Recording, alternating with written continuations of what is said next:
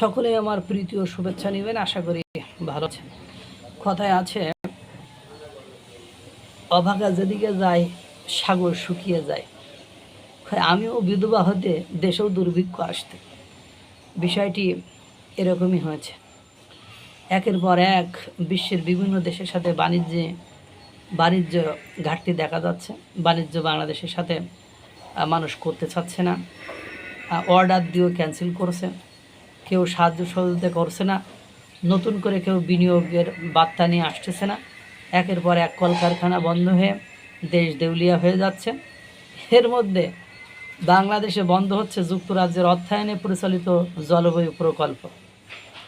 সহায়তা হ্রাসের কারণে বাংলাদেশে যুক্তরাজ্যের অর্থায়নে পরিচালিত একটি জলবায়ু প্রকল্প নির্ধারিত সময়ে 2 বছর আগেই বন্ধ হতে যাচ্ছে। এতে হাজারো ঝুঁকিপূর্ণ মানুষ সহায়তা থেকে বঞ্চিত হওয়ার পাশাপাশি ইতিমধ্যে সম্পূর্ণ হওয়া কাজগুলো ভেস্তে যাওয়ার আশঙ্কা তৈরি হয়েছে।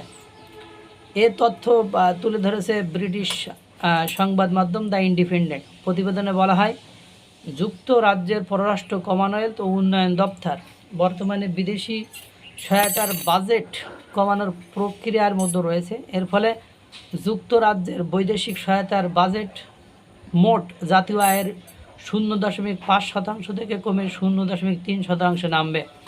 কয়েকটি উন্নয়নশীল দেশের সঙ্গে যুক্তরাজ্যের সহায়তা সম্পর্ক প্রায় পুরোপুরি বন্ধ হয়ে যাওয়ার এই কাটছাঁটকে নৈতিক বিপর্যয় হিসেবে আখ্যায়িত করা হয়েছে। জলবায়ু প্রকল্পে যুক্তরাজ্যের সহায়তা কমানোর সিদ্ধান্ত নিয়েও ব্যাপক হতাশা দেখা দিয়েছে। এর প্রভাব পড়েছে ব্রিটিশ উন্নয়ন সংস্থা প্র্যাকটিক্যাল অ্যাকশন। 2023 সাল থেকে সংস্থাটি বাংলাদেশে একটি বড় উন্নয়ন প্রকল্পের একটি অংশ পরিচালনা করে আসছে। সৌর বিদ্যুৎ ব্যবস্থা, জলবায়ু সহনশীল কৃষি, চাষের উপকরণ ও প্রযুক্তি এবং অতিবৃষ্টি ও ঘূর্ণিঝড়ের আগাম সতর্কতা দিতে সক্ষম আবহাওয়া তথ্য ব্যবস্থার মাধ্যমে কয়েক হাজার মানুষের জীবন পরিবর্তনের লক্ষ্য ছিল প্রকল্পটির। বিশ্বের সবচেয়ে বড় জোয়ার ভাটা নির্বার ম্যানগ্রোভ বন সুন্দরবনে প্রকল্পটি 2023 সালে শুরু হয়। সুন্দরবনের বড় একটি অংশ ইউনেস্কোর বিশ্ব ঐতিহ্যের অন্তর্ভুক্ত। প্রকল্পটির মেয়াদ 2028 সাল পর্যন্ত চলার কথা ছিল। তবে প্র্যাকটিক্যাল অ্যাকশন বাংলাদেশের জলবায়ু সহনশীলতা বিভাগের প্রধান তামান্না রহমান জানান, 2026 সালের এপ্রিলে সংস্থাটিকে বলা হয় চলতি বছরের জুনের মধ্যে প্রকল্পটি বন্ধ করতে হবে। সংস্থাটির জোরালো প্রচেষ্টার পর সেই সময়সীমা পরে সেপ্টেম্বর পর্যন্ত বাড়ানো হয়। রহমান বলেন, 2026 সাল পর্যন্ত প্র্যাকটিক্যাল অ্যাকশনের 2,20,00,000 পাউন্ড পাওয়ার কথা ছিল, কিন্তু তারা এর চেয়ে অনেক কম অর্থ পেয়েছে। চলতি বছরের শেষ নাগাদ 57,000 মানুষের কাছে পৌঁছানোর কথা থাকলেও শেষ পর্যন্ত 37,000 মানুষের কাছে পৌঁছানো সম্ভব হবে। তিনি আরও বলেন, এই আকস্মিক কাটছাঁটের কারণে কমিউনিটির মধ্যে আমাদের যে সুনাম গত 2.5 বছরে আমরা সতর্কতার সঙ্গে তৈরি করেছি তা হুমকির মধ্যে পড়েছে। আমরা যে উদ্যোগগুলো নিয়েছি সেগুলোর ক্ষতিগ্রস্ত হয়েছে এবং কার্যকরভাবে প্রকল্প থেকে বের হয়ে আসার পরিকল্পনা করার সক্ষমতা সীমিত হয়েছে। প্র্যাকটিক্যাল অ্যাকশনের প্রকল্পে অর্থ কমানো যুক্তরাজ্য বাংলাদেশ দ্বিপক্ষীয় সহায়তা কর্মসূচিতে সামগ্রিক কাটছাঁটের একটি অংশ। জুলাইয়ে প্রকাশিত তথ্য অনুযায়ী 2025-26 থেকে 2026-27 অর্থ বছরের মধ্যে যুক্তরাজ্যের বাংলাদেশকে দেওয়া দ্বিপক্ষীয় সহায়তার পরিমাণ 6,67,00,000 পাউন্ড থেকে কমে 3,10,00,000 পাউন্ডে নামবে। প্রকল্পটি নির্ধারিত সময়ের আগে বন্ধ হয়ে যাওয়ায় ক্ষতি আরও বেশি হবে বলে মনে করেন রহমান, কারণ জলবায়ু সংকট মোকাবেলায় প্রকল্পের আওতাভুক্ত জনগোষ্ঠীর আরও বেশি সহায়তা প্রয়োজন। তিনি বলেন, প্রতি বছর আমরা আরও তীব্র ঝড় ও ঘূর্ণিঝড় দেখছি। একই সঙ্গে সমুদ্রপৃষ্ঠের উচ্চতা বাড়ছে এবং মাটি লবণাক্ত হয়ে যাচ্ছে। এ ধরনের অর্থায়নের ব্যাপক চাহিদা রয়েছে, অথচ বাস্তব ও কার্যকর কর্মসূচি বাস্তবায়নের সক্ষমতা কমছে। লেবার পার্টি এমপি ও আন্তর্জাতিক উন্নয়ন বিষয়ক কমিটির চেয়ার সারা চ্যাম্পিয়ন বলেন, এ ধরনের প্রকল্প যদি স্বল্প নোটিশে 2 বছর আগেই বন্ধ করে দেওয়া হয় তাহলে জলবায়ু পরিবর্তনের সঙ্গে মানিয়ে নিতে নিম্ন আয়ের দেশগুলোকে সহায়তা করার ক্ষেত্রে যুক্তরাজ্যের প্রতিশ্রুতি নিয়ে গুরুতর প্রশ্ন ওঠে। তিনি আরও বলেন, এ ধরনের পদক্ষেপ যুক্তরাজ্যের করদাতাদের অর্থের যথাযথ ব্যবহারের ক্ষেত্রেও দুর্বল ফল দিতে পারে।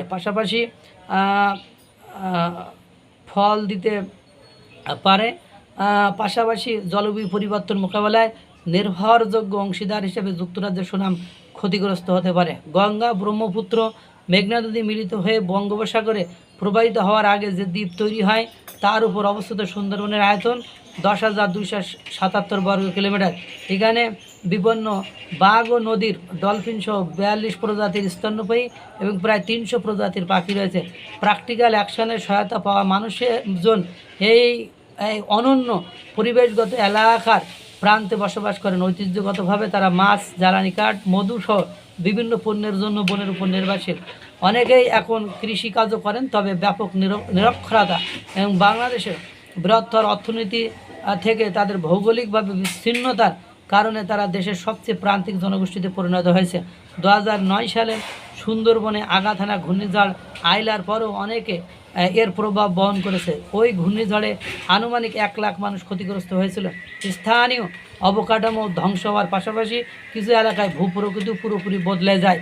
সুন্দরবনের সমুদ্র পৃষ্ঠের উচ্চতা বছরে প্রায় 3 সেন্টিমিটার করে বাড়ছে, যা বৈশ্বিক গড়ের প্রায় দ্বিগুণ। দ্রুত সমুদ্রপৃষ্ঠের উচ্চতা বৃদ্ধির কারণে মানুষ বাস্তুচ্যুত হচ্ছে এবং নষ্ট হয়ে যাচ্ছে উর্বর জমি।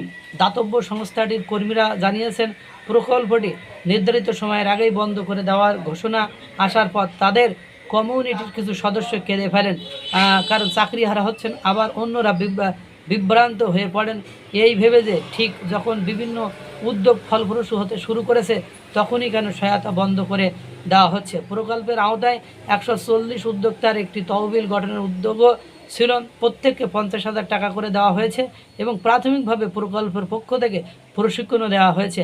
এখন তাদের ছেড়ে দিলে তারা আবার শূন্য অবস্থায় ফিরে যাবেন বলে মনে করেন রহমান, কারণ বাজার সম্পর্কে তাদের কেবল ন্যূনতম ধারণা দেওয়া হয়েছে।